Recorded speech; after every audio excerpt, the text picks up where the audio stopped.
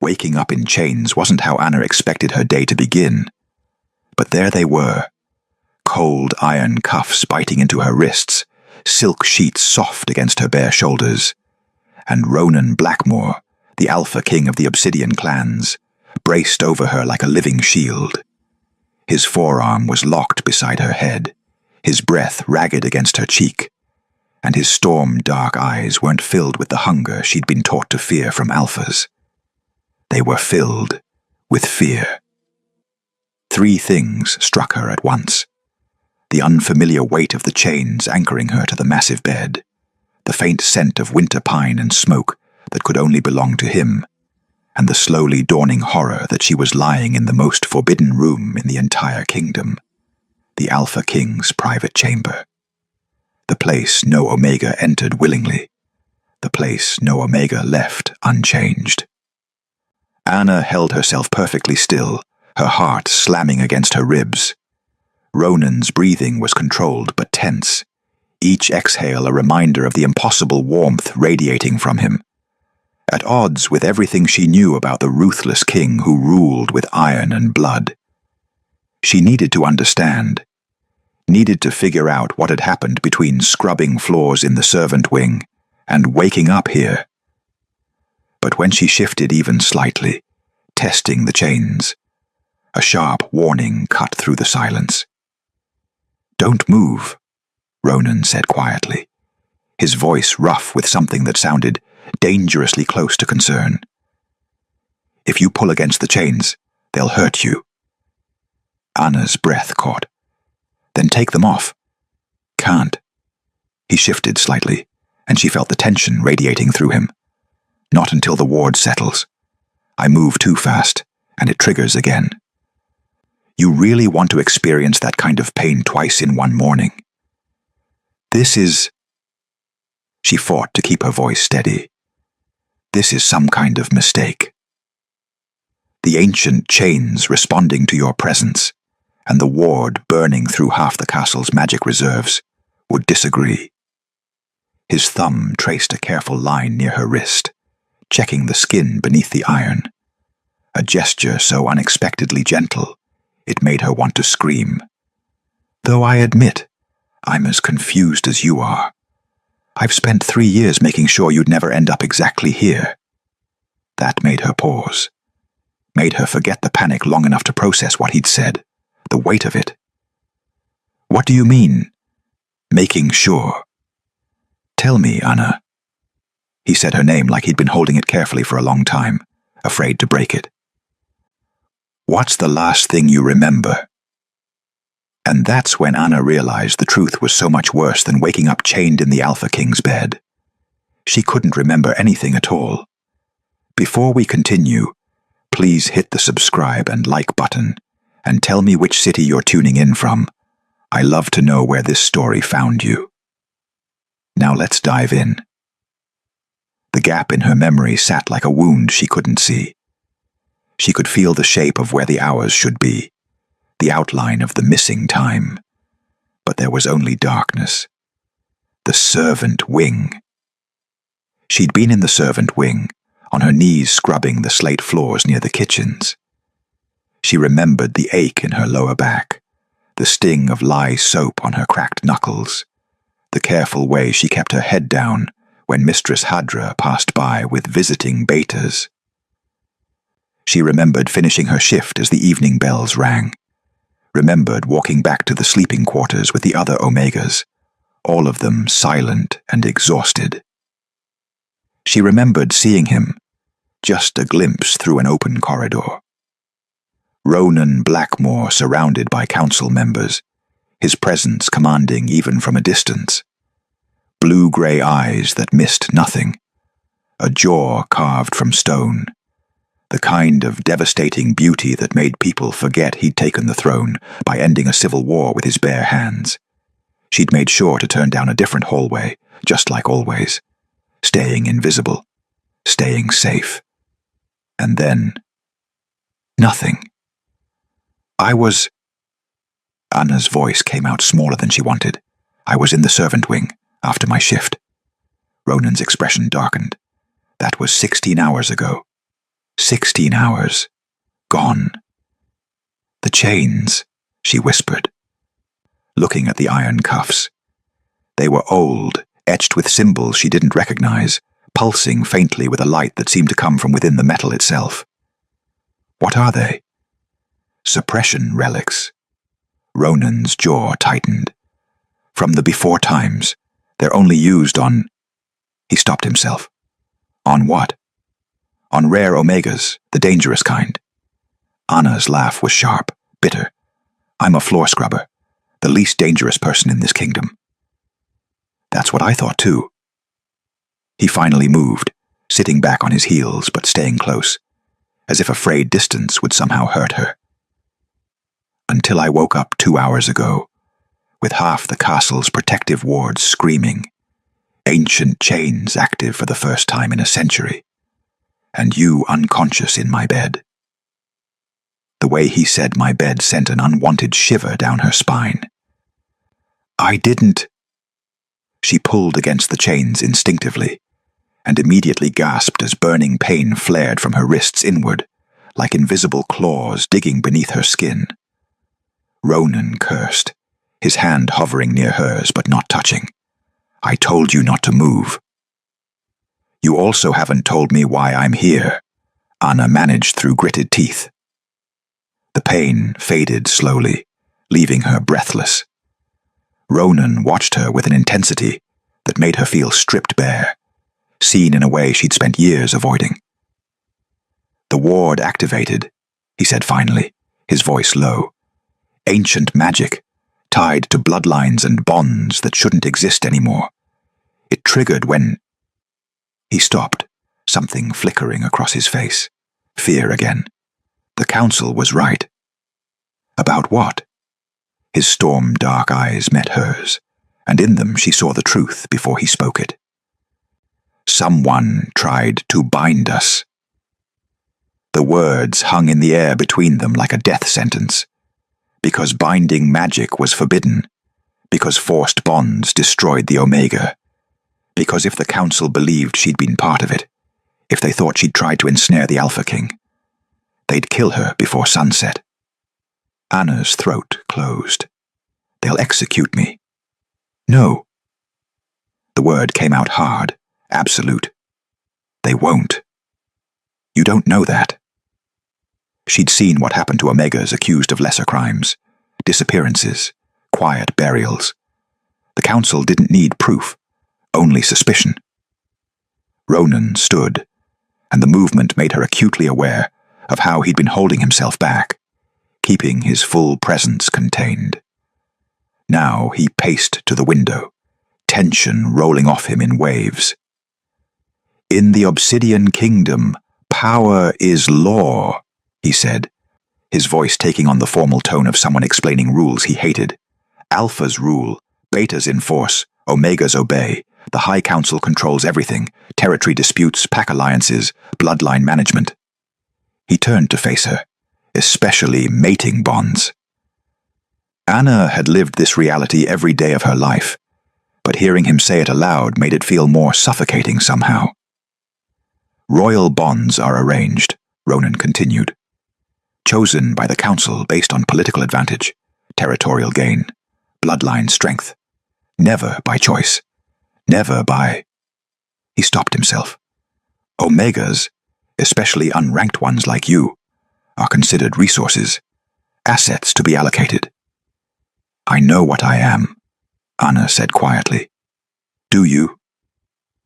His gaze sharpened. Do you know that in the eyes of the law, you don't legally own yourself?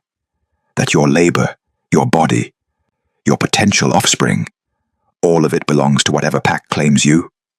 She'd known, of course, but no one had ever said it so bluntly, so brutally honest. The council decides who you mate with, when, and for what purpose.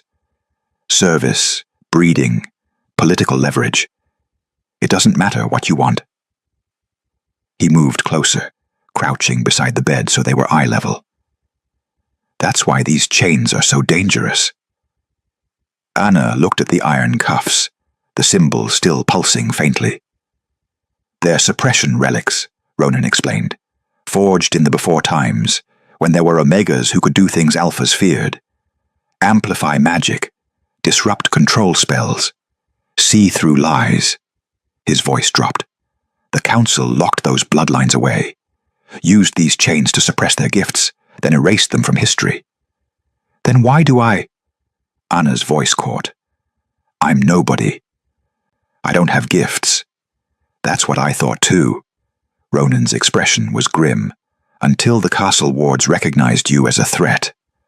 A threat. Her. The Omega who'd perfected the art of being invisible. Before she could respond, sharp footsteps echoed in the corridor outside. Multiple pairs, moving with military precision. Ronan's entire body went taut. The door burst open without ceremony, and 3 council guards entered, betas, all of them, wearing the crimson and black of the High Council. Behind them strode a man Anna recognized from glimpses through doorways and overheard conversations. Chancellor Halvar, second most powerful man in the kingdom, and the one who truly controlled the council's votes. He was tall, silver-haired, with the kind of cold, aristocratic beauty that made people trust him. Anna had learned long ago that beautiful faces often hid the cruelest hearts. Your Majesty. Halvar's voice was smooth, concerned. We heard about the disturbance. The wards are handled. Ronan cut him off, rising to his full height. The shift was immediate, from the man who'd carefully checked her wounds to the Alpha King who commanded armies. Halvar's gaze slid past him to Anna on the bed, and she saw the calculation there. The assessment. An Omega, Halvar said softly, in your private chambers, with suppression chains active. He turned back to Ronan. You understand how this appears. I understand that someone used forbidden magic in my castle, Ronan said coldly. Someone tried to force a binding. I want to know who. Of course. Halvar's smile didn't reach his eyes. Which is why the High Council has called an emergency session, immediately. He paused. And they've demanded the Omega be presented for questioning. Anna's blood turned to ice. No, Ronan said. Your Majesty, with respect. I said no. The temperature in the room seemed to drop. She stays here, under my protection. Halvar's expression remained pleasant, but something dangerous flickered beneath it. The Council has authority in matters of forbidden magic and Omega misconduct. Even you cannot. The Council, Ronan interrupted, his voice deadly quiet, does not enter my private chambers, does not touch anyone under my direct protection, and does not question my judgment on matters of castle security. The silence stretched taut. The session begins in 1 hour, Halvar finally said. If you do not bring her, they will come for her themselves. He turned to leave, then paused at the door. And your Majesty, the Council is concerned. An unranked Omega activating ancient relics suggests either unprecedented danger or unprecedented deception. Either way. His cold gaze found Anna again. Someone will answer for it. The door closed behind him. Anna couldn't breathe, couldn't think past the roaring in her ears. I need to run, she whispered. I need to... Anna. Ronan was beside her again, his hand hovering near hers. Listen to me. You run, and they'll hunt you. They'll call it proof of guilt. Staying is suicide. No. His eyes burned into hers. Staying is survival. Because I swear to you, on my crown, on every drop of blood I've spilled for this throne, you will not be punished for this. I will take responsibility. I will stand between you and the Council. His voice dropped to something raw, almost desperate. But you have to trust me. Trust. What a strange, impossible thing to ask. Before Anna could answer, a bell tolled from the castle tower. resonant, summoning. The council was waiting. Trust didn't come easily when you'd learned to survive by being invisible. Anna had been 7 years old the first time an alpha's hand closed around her wrist hard enough to bruise. She couldn't remember what she'd done wrong. Looked up at the wrong moment, maybe, or failed to move out of the way fast enough. The lesson had been clear. Omegas who drew attention got hurt. So she'd learned to disappear. While other Omegas whispered and formed fragile friendships, Anna kept silent. While they hoped for kind masters or favorable placements, she memorized exit routes and hiding places. She watched, she listened, she remembered. Every conversation she'd overheard while scrubbing floors. Every argument between guards she wasn't supposed to hear. Every lie told by visiting nobles who thought servants were furniture. She'd stored it all away, building a map of the kingdom's secrets without even meaning to. It was the only power she'd ever had, knowing things she shouldn't. "I can't go before the council," Anna said, her voice steadier now. "You don't understand. I know things." Ronan's brow furrowed. "What kind of things?" "Things I heard, things I wasn't supposed to hear." She met his gaze. "Your council members talk freely around servants, like we're not even there, and I remember all of it."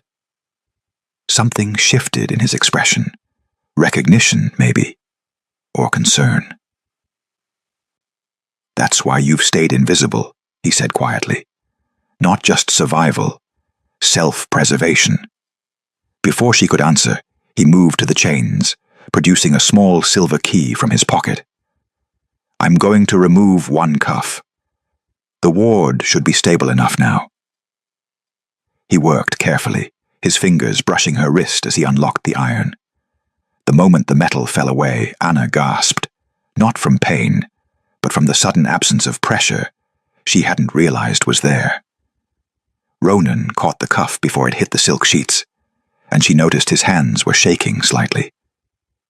"I woke before you," he admitted, setting the chain aside. "About 2 hours before.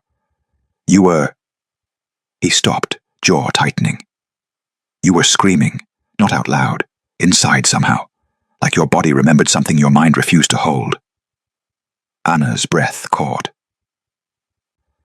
"What did I say?" "Nothing coherent, just—" He looked away. "Just fear. Pure, distilled terror." The words settled over her like a shroud. What had happened in those missing 16 hours? What had been done to her that her mind had buried so completely? "You should eat something," Ronan said abruptly, moving to a side table where covered dishes sat. "The ward drain will leave you weak if you don't." "I'm not hungry." "I don't care." He brought a plate to her, bread, soft cheese, sliced fruit. Simple food, but more than she usually saw in a week. "Eat. Then we'll figure out our next move." It wasn't a request, but the way he set the plate down gently, the way he stepped back to give her space, it wasn't cruelty either. Anna took a small piece of bread. Ronan watched until she took a bite, then another. Only when she'd eaten half the plate did he visibly relax. "The wards," she said quietly. "You said they recognized me as a threat." "They activated when you entered the room," Ronan confirmed. "Ancient protective magic, designed to alert the king to danger. But—" He paused. "When I got close to you, tried to remove the chains, the wards calmed, like they were responding to proximity. To what? I don't know yet." But Anna saw the lie in his eyes. He knew something, or suspected something he didn't want to name. She was about to press him when voices carried through the heavy door, raised, arguing. Council members, from the sound of it. Too far for normal hearing, but Anna had learned to catch whispers years ago. She went still, focusing. Dangerous to keep her alive. That was Halvar's smooth voice. The old bloodlines were wiped out for a reason. An older voice, gravelly. Lord Torvin, maybe. But if she can be controlled, think of the advantage. A woman's voice, sharp, calculating. Lady Maren. Control her how? The suppression chains barely held. Then we erase her. Halvar again, matter of fact. Before she becomes a problem we can't contain. Anna's blood went cold. Ronan had gone perfectly still beside her, his head tilted slightly. You hear that? It wasn't a question. They're arguing, Anna whispered, about whether to use me or kill me. How can you? Ronan moved to the door, pressing his ear against the wood. His expression darkened. They're 3 corridors away. Even Alpha hearing can't. But Anna heard every word, every debate about her fate, every calculation of her worth. And she understood, finally, what she'd always been running from. The gift she'd been hiding wasn't just memory, it was perception itself. Ronan didn't take her to the council. He should have. Protocol demanded it. The High Council's authority in matters of forbidden magic was absolute. Even kings bent to it. But when the hour came and went, Ronan simply locked the door to his chambers and told the guards outside that no one entered without his direct permission. You're making this worse, Anna said, as evening shadows stretched across the room. They'll say you're hiding evidence, that you're... Let them say it. Ronan stood by the window, watching the courtyard below, where council members gathered in tight clusters, their anger visible even from this distance. I'm not handing you over to be interrogated like a criminal. I might be a criminal. We don't know what happened during those missing hours. I know you. He turned to face her. You've lived in this castle for 3 years, scrubbed the same floors, followed the same routes, kept your head down and survived.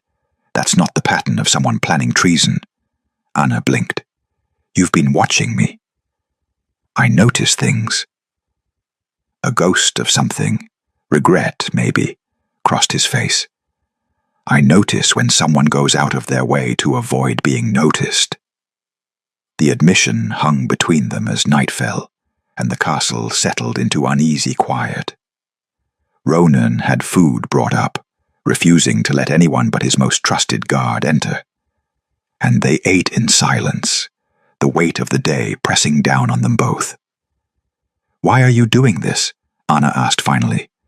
Risking your position for someone like me? Someone like you. Ronan set down his cup. You mean an Omega? Or someone with a gift that terrifies the council?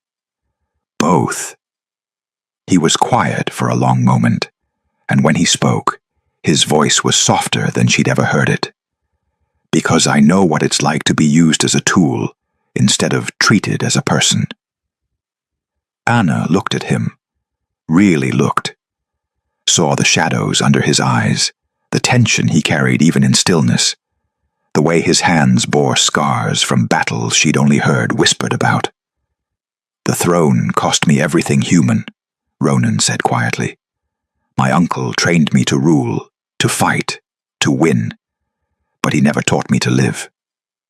His jaw tightened.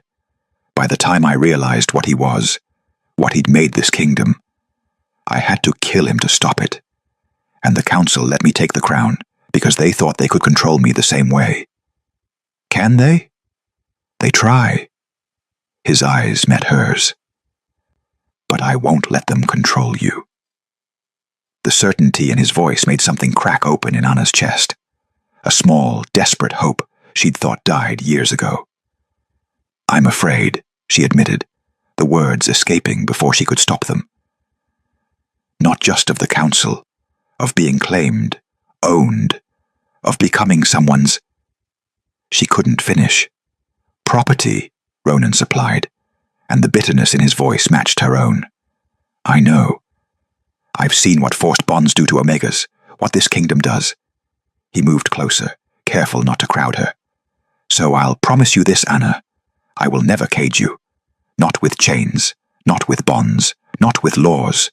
Whatever happens next, you choose. Anna's throat tightened. No one had ever given her a choice before. "Why?" she whispered. "Because you deserve—" The window exploded inward.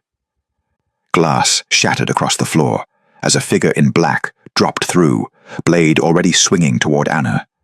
Ronan moved faster than should be possible, his body slamming between her and the assassin. The blade meant for her throat caught his shoulder instead. Ronan roared, grabbing the attacker and throwing them against the wall with brutal force. Two more figures poured through the window, professionals coordinated, wearing the masks of guild assassins. But these weren't hired from outside. The crest on their armor was unmistakable. Castle Guard, Royal Protection Unit. Someone inside had just tried to kill her. The assassination attempt lasted less than 3 minutes. Ronan fought like the war king he'd been trained to be, brutal, efficient, merciless. By the time his personal guard burst through the door, 2 assassins lay unconscious, and the third was pinned beneath Ronan's knee, mask torn away to reveal a young beta Anna recognized from the Royal Protection Unit. "Who sent you?" Ronan's voice was death itself. The beta spat blood. "Go to hell." But Anna saw the lie in his eyes before he spoke it. The tiny flicker of his gaze toward the council wing. The way his jaw tightened when he said, "Hell." "Halvar sent them," she said quietly. Every eye in the room turned to her. "How could you possibly—" Ronan started, but the beta's expression had already confirmed it. The shock, quickly masked, the fear.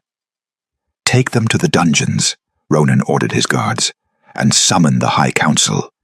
Now." The council chamber was a vast circular room, with vaulted ceilings and walls lined with the crests of every major pack in the kingdom. Anna had scrubbed these floors before, always after the council had left, always invisible. Now she stood in the center of the room, with every council member's eyes on her. "This is unprecedented," Lord Torvin said, his gravelly voice filled with disapproval.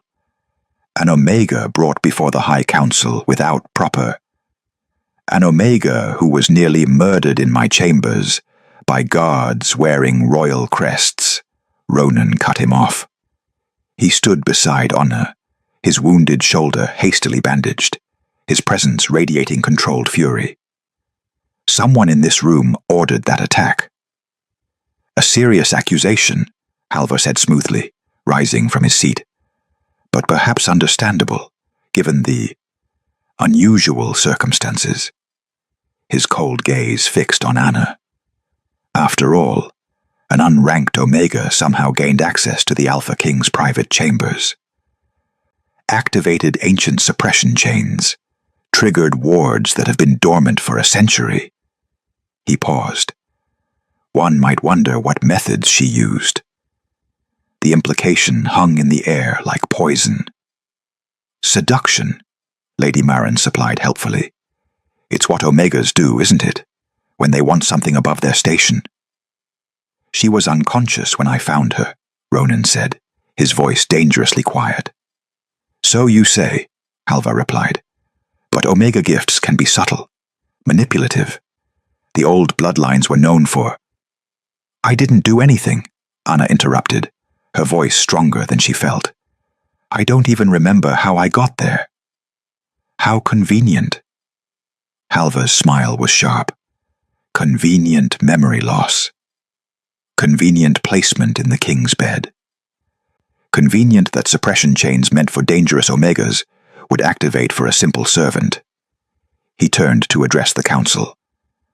"I propose we consider the obvious explanation, that this Omega used forbidden magic to ensnare our king, and when the chains suppressed her gift, she feigned ignorance."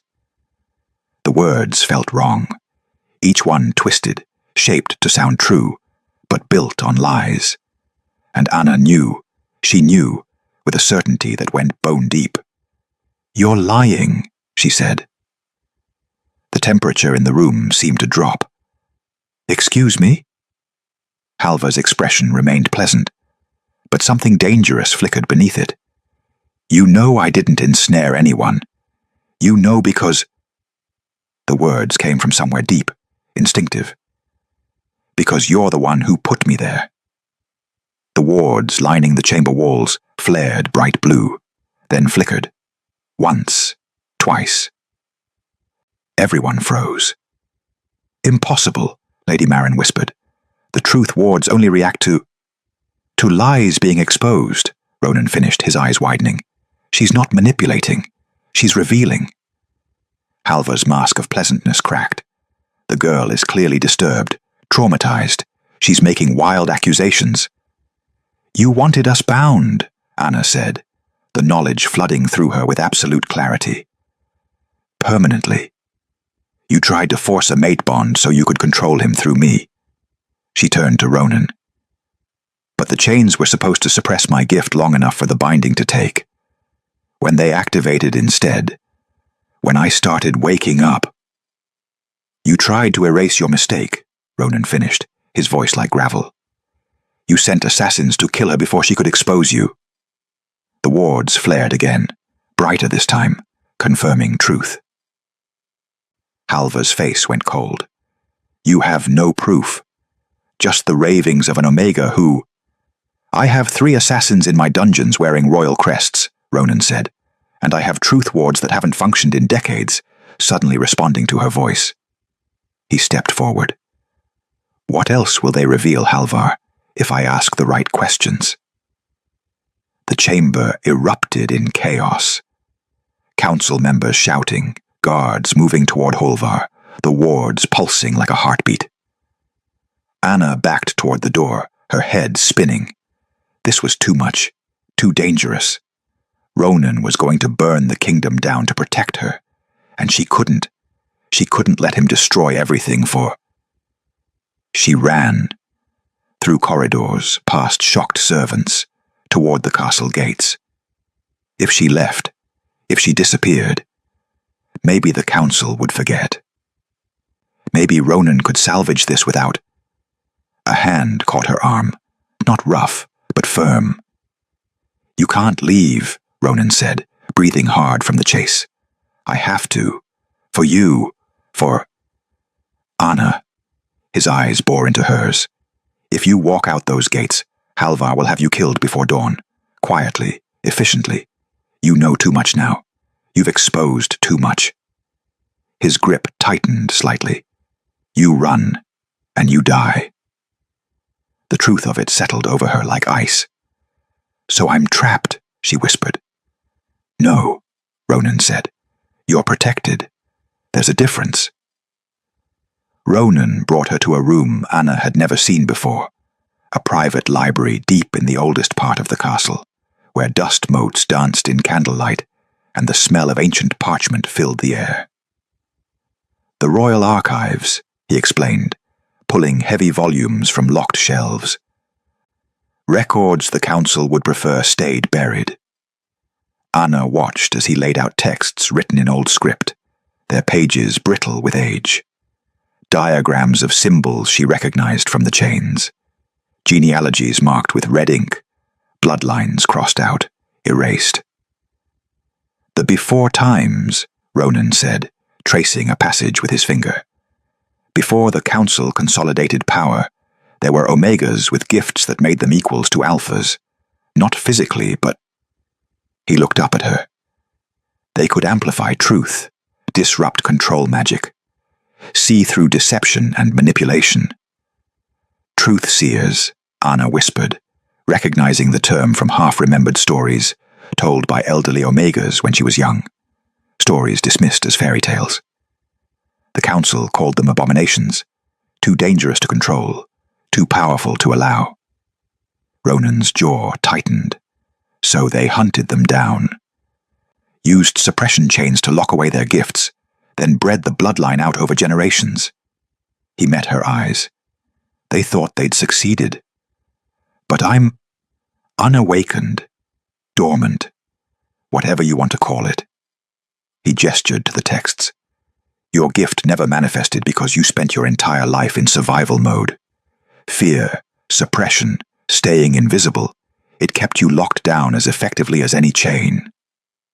Anna's hands trembled. That's why Halvar wanted me bound to you. If I woke up fully, if my gift manifested, you'd expose every lie, every manipulation, every corrupt deal the council has built their power on. Ronan's expression was grim.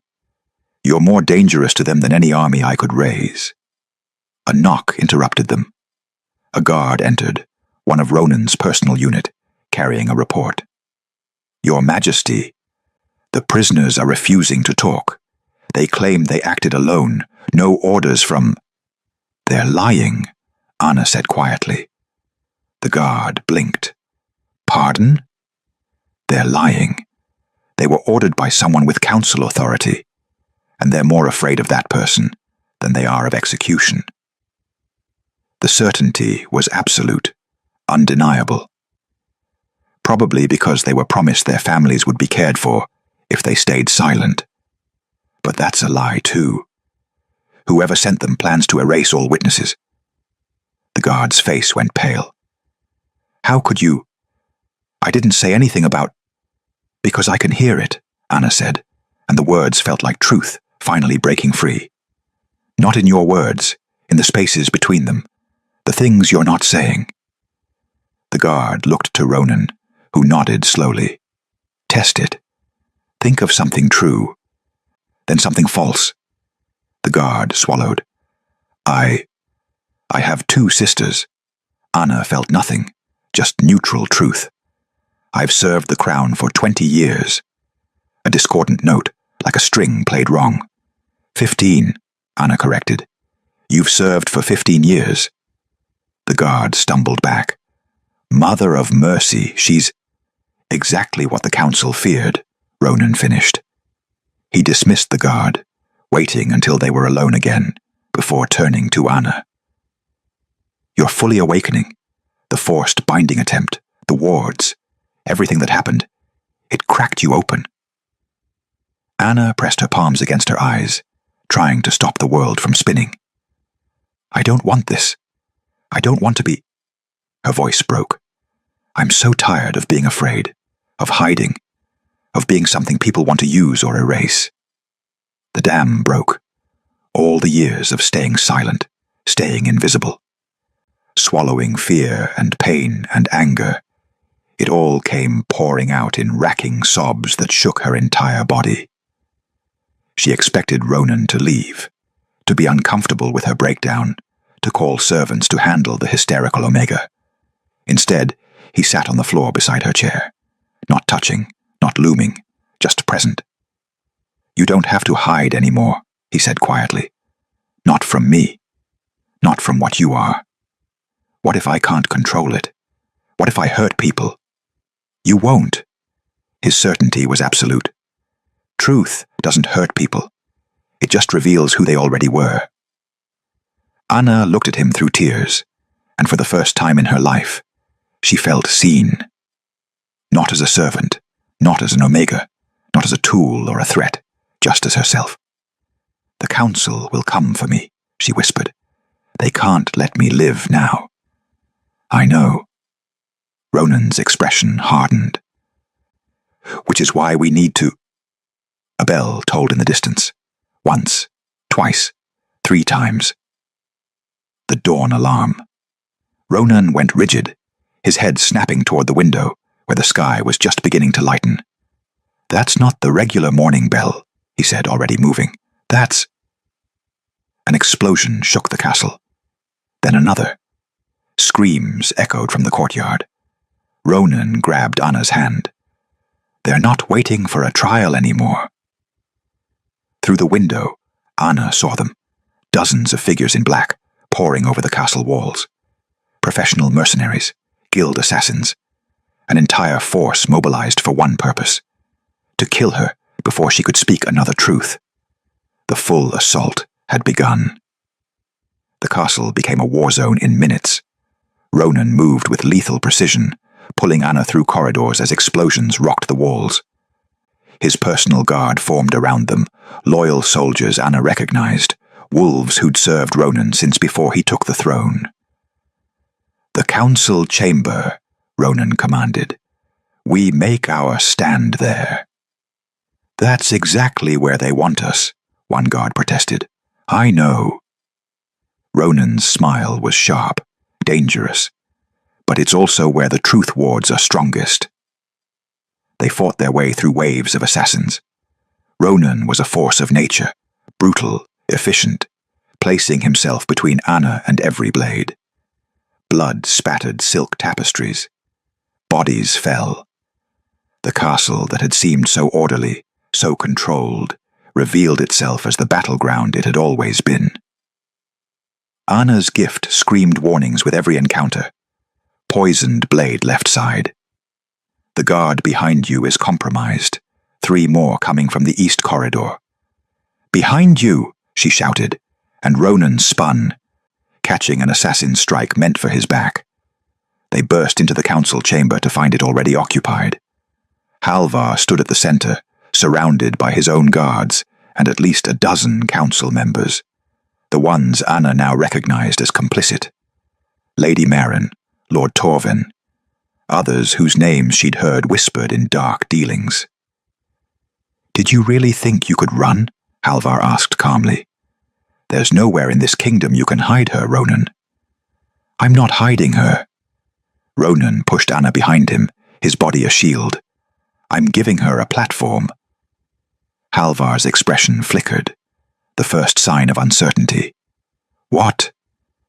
The truth wards, Ronan said, gesturing to the glowing lines along the walls, pulsing with ancient magic. They're designed to expose lies before the throne, so let's use them. He raised his voice. Chancellor Halvar, did you order the assassination attempts on Anna? Of course not, Halvar said smoothly. This Omega has clearly manipulated. The wards flared red, screaming discord. Gasps echoed through the chamber. Council members who'd been uncertain, who'd followed Halvar's lead without questioning, took steps back. The wards haven't functioned in decades, Lady Maren whispered. They function now, Ronan said, because she activates them. He glanced back at Anna. Tell them what you hear. Anna's heart hammered. Every instinct screamed at her to stay quiet, stay invisible, stay safe. But safe had never been an option for her. He ordered my death, Anna said, her voice shaking but clear. Multiple times. First when the binding failed and I started waking. Then after I exposed him in the council.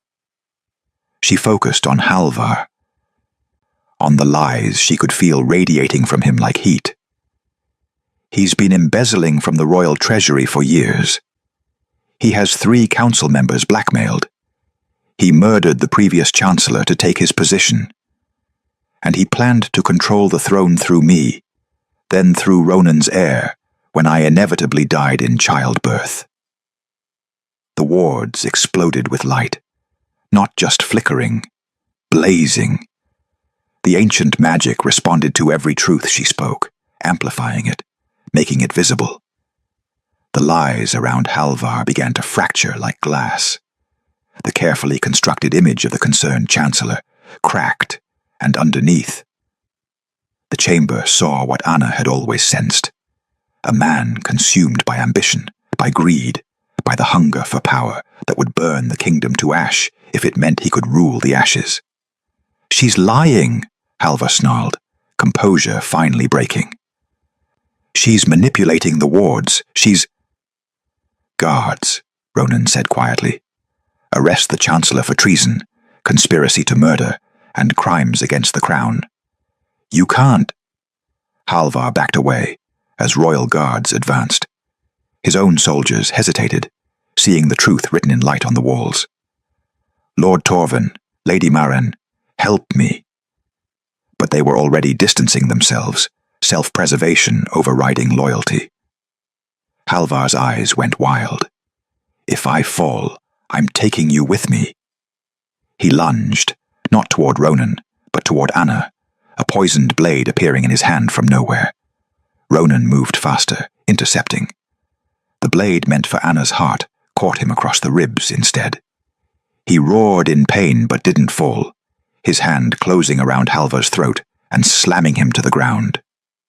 "Anna," Ronan gasped, poison already spreading dark lines across his skin. "The truth. About the antidote. Where?" Anna's gift flared. She saw it in Halvar's eyes, the location, the key, everything he thought he'd hidden. "Third shelf in his private office, behind the law codex, blue vial," she said rapidly. Guards were already running. Ronan's grip loosened as the poison worked faster.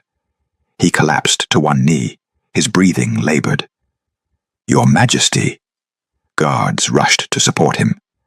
But Ronan's eyes stayed on Anna as the antidote was brought, administered. As the poisons spread, slowed, then stopped. As loyal council members secured the traitors, and order slowly, painfully, returned to the chamber. When he could breathe again, when the immediate danger had passed, Ronan did something no one expected. He stayed on his knees.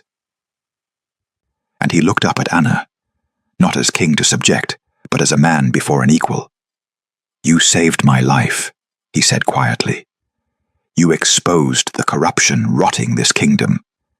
You proved what the truth wards always knew, that you're not dangerous. You're justice."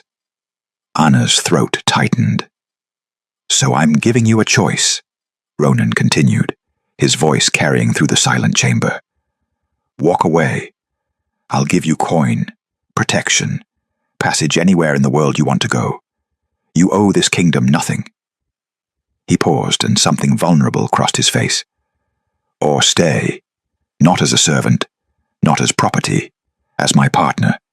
Help me rebuild this kingdom into something worthy of you." His eyes held hers. "But only if you choose it. Freely." The chamber held its breath. The Alpha King, kneeling before an Omega, offering not ownership, but partnership. Anna looked at him, really looked, saw the sincerity, the hope, the fear that she'd choose to leave, and she knew her answer. "I'm not running," Anna said. The words fell into silence, and she saw relief flash across Ronan's face before he could mask it. "But I'm not staying because I'm grateful, or because I'm afraid, or because you command it." Anna stepped closer until she stood directly before him, this powerful king on his knees before her. "I'm staying because for the first time in my life, someone asked me what I wanted. And what I want," her voice strengthened, "what I want is to make sure no other Omega ever has to live the way I did." Ronan's expression shifted into something fierce, proud. "Then help me burn it all down." The days that followed were a controlled demolition of everything the Obsidian Kingdom had been built on. Halvar and his co-conspirators were tried publicly. The evidence Anna's gift uncovered, embezzlement, blackmail, murder, decades of corruption, was damning. Even council members who'd been neutral couldn't ignore the truth ward's blazing confirmation with every accusation. Lord Torven confessed to 17 counts of Omega trafficking when Anna simply looked at him. Lady Maren's carefully constructed reputation as a reformist crumbled when the truth revealed she'd been selling council votes to the highest bidder for years. The executions were swift. The kingdom watched as those who'd claimed to protect them were revealed as predators. But destruction was only the beginning. "The council structure stays," Ronan announced in a public assembly, Anna standing beside him on the dais. "But its composition changes. Beta and Omega representatives will hold equal votes to Alpha Council members. No decision about any designation will be made without that designation having a voice." Outrage erupted from traditionalist Alphas. Support roared from everyone else. "Mate bonds," Anna said, her voice carrying through the great hall, "will no longer be arranged by council decree. All bonds must be chosen freely by both parties. Any forced bonding will be considered an act of assault, punishable by exile or death. The Omegas in the crowd, servants, workers, those who'd lived their entire lives as property, looked at her with something between disbelief and desperate hope. Omega children will be educated alongside alphas and betas, Ronan continued. Omega adults will have the right to own property, to refuse work assignments, to petition the crown directly for grievances. "This is madness," an Alpha Lord shouted. "You'll destroy the kingdom's foundation." "Good," Ronan said coldly. "The foundation was rotten. We're building something better." The reforms passed, not unanimously but by enough. Those who couldn't accept the changes were given a choice: adapt or leave. Several Alpha families chose exile. Aina didn't mourn them. On the 7th day, Ronan brought her back to his private chambers, the place where this had all begun. The suppression chains lay on a table, cold iron and ancient malice. "I thought you should be the one to destroy them," Ronan said. Anna picked up the cuffs, feeling their weight. All the centuries of Omegas who'd worn these. All the gifts suppressed. All the voices silenced. All the power locked away because it frightened men who preferred control to truth. She carried them to the balcony where a forge had been set up, fueled and waiting. "Any words?" Ronan asked. Anna thought about everything she'd survived, everything she'd become, everything these chains had tried to prevent. She dropped them into the flames. "We were never the weakness they claimed," she said, watching the iron begin to melt. "We were always the truth they feared." The metal liquefied, centuries of suppression magic releasing in sparks and smoke. When it was done, nothing remained but slag. No more chains, no more cages, no more silence.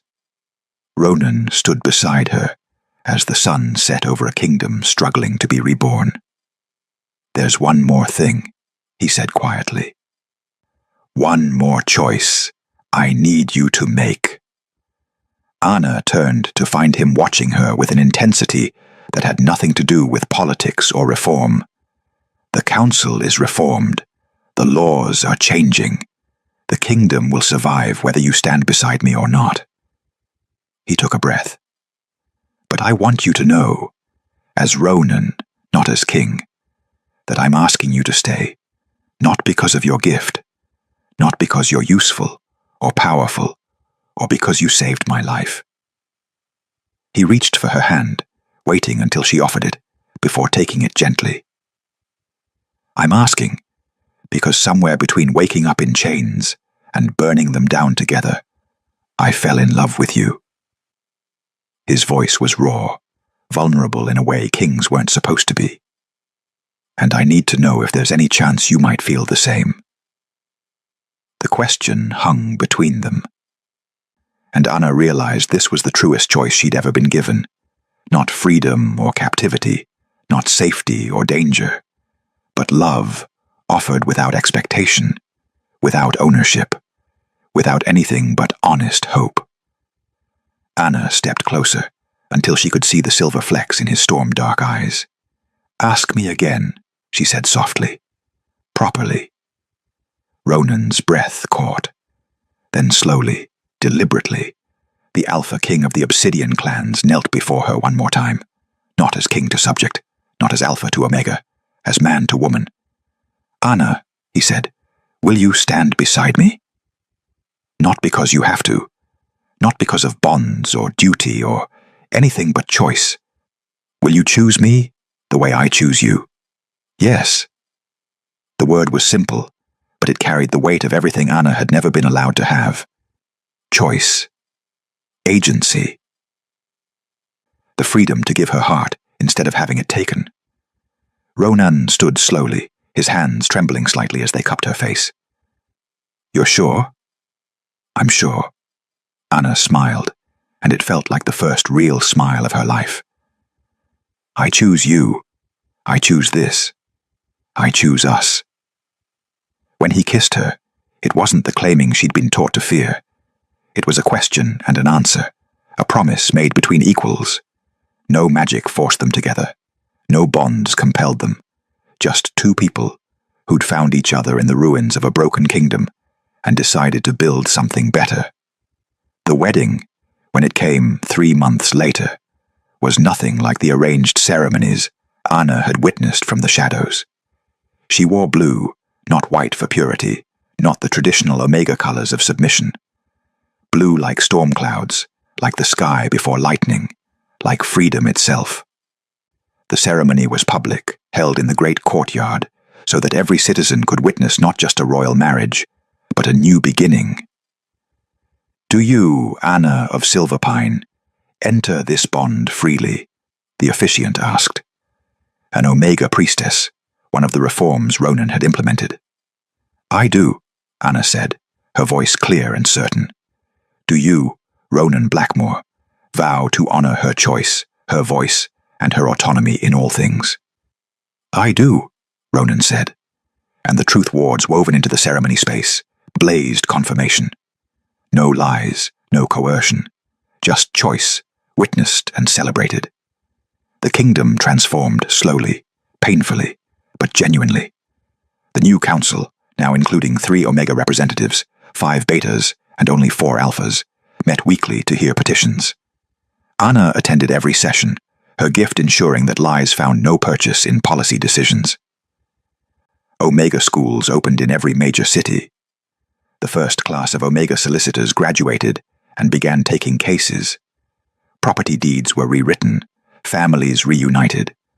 Those who'd been sold or traded were given the resources to start new lives, free lives. It wasn't perfect. There were still alphas who grumbled about tradition, still communities that clung to old hierarchies. But the foundation had shifted.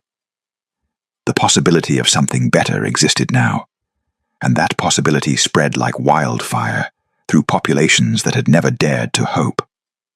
6 months after the wedding, Anna stood in what had once been Ronan's private chamber. Now, their shared space, redesigned and rebuilt. The bed where she'd woken in chains was gone, replaced with something they'd chosen together. The walls bore artwork from Omega artists, previously forbidden from displaying their work publicly. The balcony where they'd melted the suppression chains had been expanded into a garden where night-blooming flowers filled the air with sweet perfume. "Come to bed," Ronan called from inside, his voice warm with affection that still surprised her sometimes with its gentleness. Anna turned from the balcony, leaving the moonlit view of a city slowly healing. She found him already under the covers, reading through the day's petitions, a habit they'd fallen into, discussing kingdom business in the quiet hours before sleep. 3 more Omega-owned businesses opened this week, he said, showing her the reports, and the literacy rates in the Southern Territories have increased by... Anna took the papers from his hands and set them aside. "We can review them in the morning. Eager to distract me?" His smile was teasing, intimate. "Always." She settled beside him, and he wrapped an arm around her shoulders, pulling her close. This simple comfort, the ability to exist beside someone without fear, without calculation, without the constant vigilance that had defined her entire life before. It still felt like a miracle sometimes. "Do you ever regret it?" Ronan asked quietly. "Staying? The danger, the politics, the constant battles?" Anna thought about the Omega children she'd met last week, who asked her questions freely and expected answers.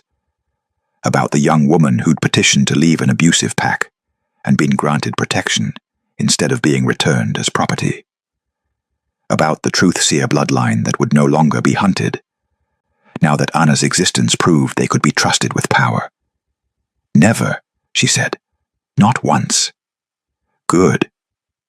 He pressed a kiss to her temple. "Because I'd fight this kingdom, and every other for you if needed." "I know." Anna laced her fingers through his. But you don't have to. We're building something better. Together. Outside, the moon rose over the Obsidian Kingdom, a kingdom that had once measured worth by designation and power by dominance. But things were changing. Slowly, painfully, beautifully changing. Anna had woken up in chains, a prisoner to systems designed to break her. She stayed because someone saw her power and loved her without needing to own it. The moon didn't bind them. Choice did. And that made all the difference. The end. If you loved Anna and Ronan's story, let me know in the comments. Your voice helps decide what tale I tell next. Subscribe for more moonlit romance where love is chosen, never forced.